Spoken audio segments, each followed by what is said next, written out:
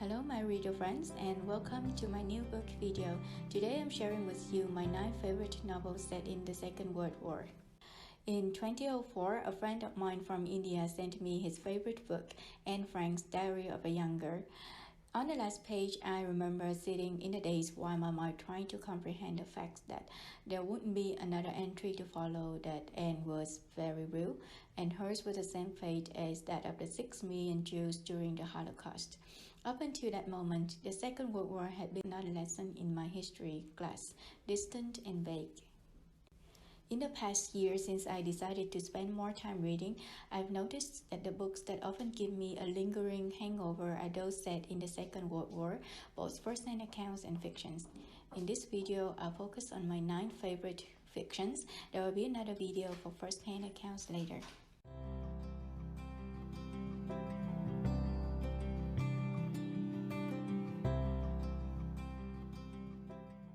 First on my list is books about the female pilots in the Second World War. The first one is a very much anticipated release of this year by Kate Quinn. I want to take a moment here to thank my cousins Tony and Selena for introducing me to this amazing author.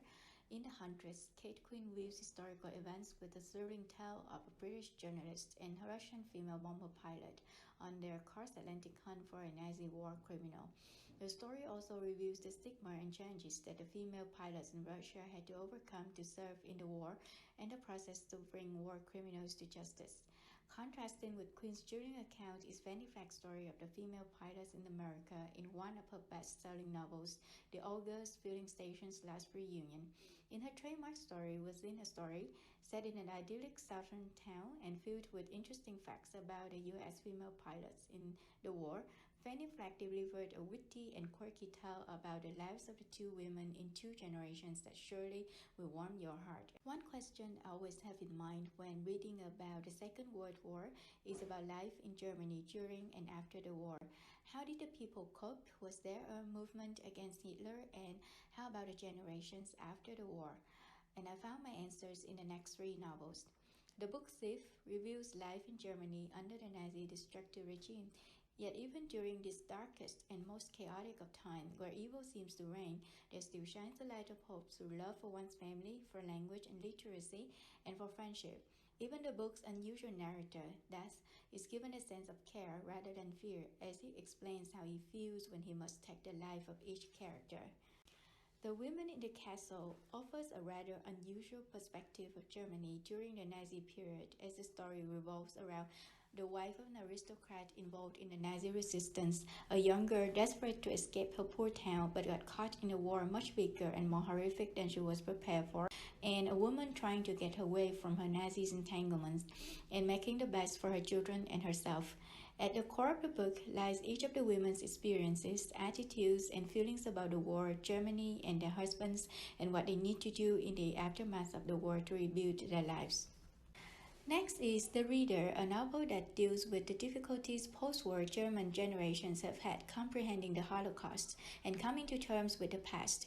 It has been translated into 45 different languages and has been included in the circular of college-level courses in Holocaust literature and German language.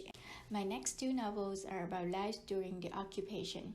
Both novels are unflinching in their accounts of the atrocities of the war, but still convey a message of hope.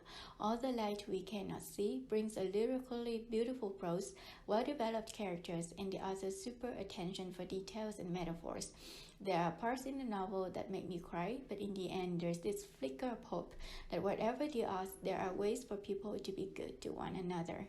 The Guernsey Literary and Potato Peel Pie Society combines 3 things I love in a book, which is a book about books, a story within a story, and written as a series of letters. The remarkable cast of characters, radiant in their eccentricity and humor, braving through the hardships of the wars will make the reader smile even through tears. It's a heartwarming story about courage under horrific conditions and human resilience. And now we've reached the most difficult reading of all the books about the Second World War, books about the Holocaust. No matter what type of books I read about the Holocaust, nonfiction or fiction, it still hits me how such a horrific thing did happen. I read The German Girl about 2 weeks ago, it started at the beginning of the war when the Nazis started separating and rounding up the Jews in Germany to camps.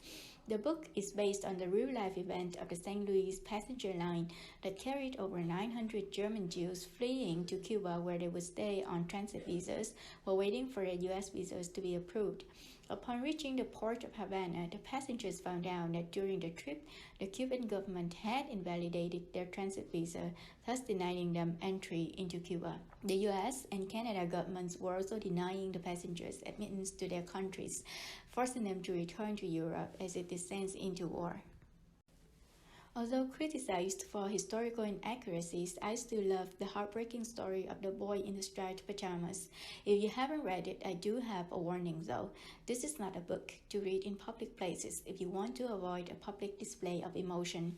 Come to think of it, you have a little boy whose father is a high-ranking Nazi officer directly involved in the concentration camp at Auschwitz, and the boy is befriending another little boy of the same age on the other side of a fence. Your heart is said to be broken. This list is just the beginning of my reading on this event in our history. There are far many other great novels and nonfiction about the Second World War. Some I have found to include on my to-be-read list. No doubt they will enlighten me not only in learning about this part of our history, but also in human courage, resilience, hope, and above all else, kindness. Over to you. What's your favorite Second World War book? Please share with me in the comment section. See you again in the next video.